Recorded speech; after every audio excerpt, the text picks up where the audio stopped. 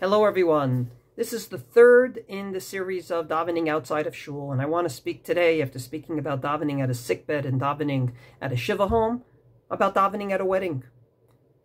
It should be the easiest thing in the world. We're davening at a wedding, we love being at a wedding, and davening we love too. However, I'd like to share the following story. I was sitting once at a chassan's tish with a very cynical friend. And next to us was a gentleman who saw that they were singing and whatnot, so he decided to take out a Gemara and start learning.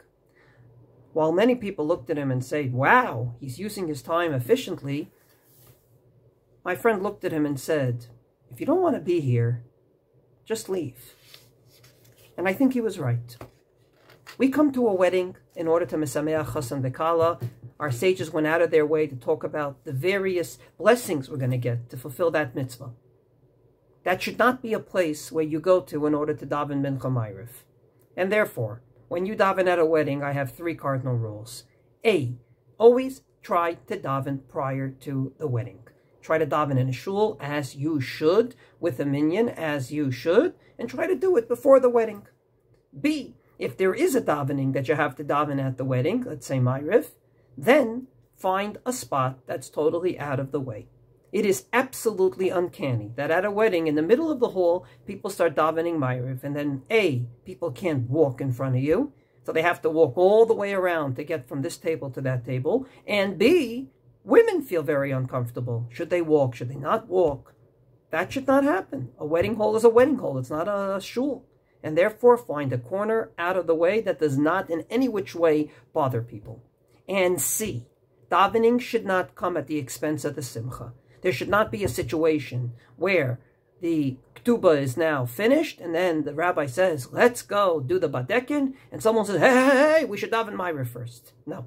Badekin, the mitzvah of getting married, the mitzvah that's a hachana for building a family, should come first. That is far more up the ladder than anything like ma'ariv. Halachically, we go out of our way sometimes to actually say to mitzvot to stand out of the way when it comes to a first marriage. Say a person who is in the year of mourning, who should not go to weddings, can get married himself if it's his first marriage.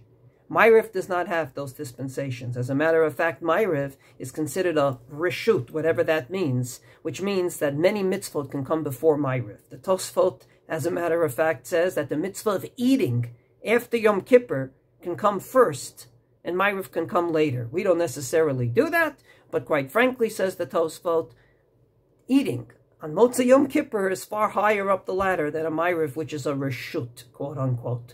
And therefore, at a wedding for sure, the wedding comes first, the Ma'ariv can come later. So to sum up, davening at weddings can be done, but A, try to daven prior. B, always out of the way and not in the way of people. And finally, the wedding procedure comes first. The chuppah is over, that's when you daven ma'ariv. The chuppah is now taken care of, or the first dance is now behind us, that's when we daven ma'ariv. The wedding comes first. And remember the words of my cynical friend. If you don't want to be there, then don't be there. But if you're there, then be there, lock, stock, and barrel.